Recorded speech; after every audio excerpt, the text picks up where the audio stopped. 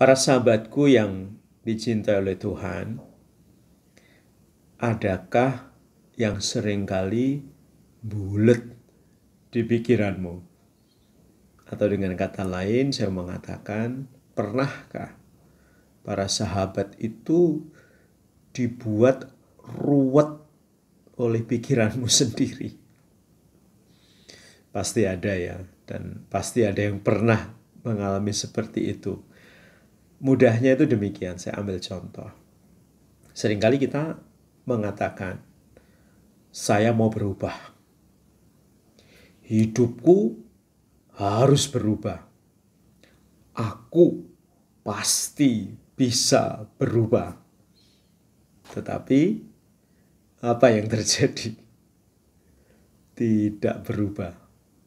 Tidak terjadi yang namanya perubahan-perubahan seperti yang kita mau. Dan yang terjadi justru sebaliknya. Kita stagnan. Kita tidak pernah berubah. Lalu saya ambil contoh yang lain. Contoh yang lain demikian. Kita belum memulai, tetapi kita sudah takut.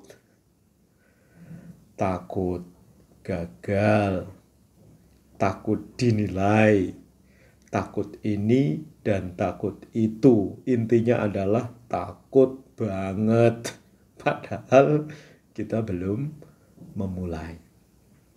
Itulah sebabnya pada kesempatan ini saya ingin membagikan satu tips bagaimana kita bisa mengambil langkah-langkah sederhana, tetapi ini sangat dibutuhkan supaya ketika kita mengatakan saya mau berubah, hidupku harus berubah, aku pasti bisa berubah, maka apa yang kita inginkan itu benar-benar bisa terjadi. Tidak hanya bulat dalam pikiran kita atau menjadi ruwet di dalam pikiran kita. Nah, langkah-langkah yang saya usulkan adalah yang pertama. Harus ada waktu kapan kita itu mau berubah. Harus ada waktu. Dan waktunya itu harus pasti. Kalau misalnya para sahabat tanya kepada saya, kapan waktunya, Mosan? Waktunya adalah saat ini juga. Jadi ketika kamu mengatakan, aku mau berubah, maka kamu harus juga mengatakan, hari ini juga, aku harus berubah. Kemudian langkah yang kedua, kita harus bisa melihat perubahan-perubahan yang terjadi meskipun perubahan itu sangat kecil. Misalnya saya mengatakan, hari ini saya mau berubah, hidupku harus berubah. Maka kemudian hari berikutnya, besok, atau 1 minggu berikutnya, atau 1 bulan berikutnya, kita akan melihat ada perubahan-perubahan yang terjadi pada diri kita. Setidak-tidaknya pikiran kita tidak bulat lagi. Pikiran kita tidak ruwet lagi. Ada jalannya. Ada perubahannya. Lalu yang ketiga, yang harus kita lihat adalah ada goals. Ada tujuan yang hendak dicapai. Karena kalau misalnya kita mengatakan, hari ini aku mau berubah.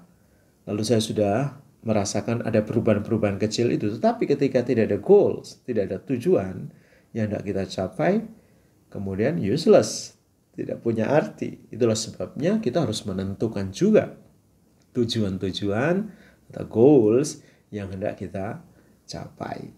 Kemudian yang terakhir, yang keempat, kita harus terbuka. Ya, kadang-kadang ada perubahan yang extraordinary, ada kejutan ya terjadi pada diri kita. Kalau kejutan itu positif, maka kita bisa merayakannya dengan penuh sukacita. Tapi ketika kejutan itu memberikan efek yang negatif kepada kita, nah sekurang-kurangnya kita waspada, kita berjaga-jaga, kita benar-benar bisa mempersiapkan diri kita itu. Nah, inilah para sahabatku yang dicintai oleh Tuhan, cara sederhana bagaimana supaya kita itu tidak bulat di dalam pikiran kita tidak ruwet di dalam pikiran kita. Jadi ada langkah-langkah sederhana itu, silahkan langkah-langkah itu ditindaklanjuti karena saya sendiri mengalami bagaimana saya mengurai hal yang bulat dalam pikiran saya, hal yang ruwet dalam pikiran saya dengan langkah-langkah itu tadi. Dan puji Tuhan, dengan mengambil langkah-langkah itu, 4 langkah itu, saya merasa bahwa setiap persoalan yang saya hadapi itu bisa saya atasi dengan cepat. Tapi memang ada persoalan yang berat yang membutuhkan waktu, tetapi saya yakin dengan langkah-langkah yang saya tawarkan tadi, apapun yang bulat, apapun yang ruwet, itu bisa diurai dengan baik. Begitu saja para sahabatku yang dicintai oleh Tuhan. Tuhan Yesus memberkatimu dalam nama Bapa dan Putra dan Roh Kudus. Amin. You are the best. Bye-bye.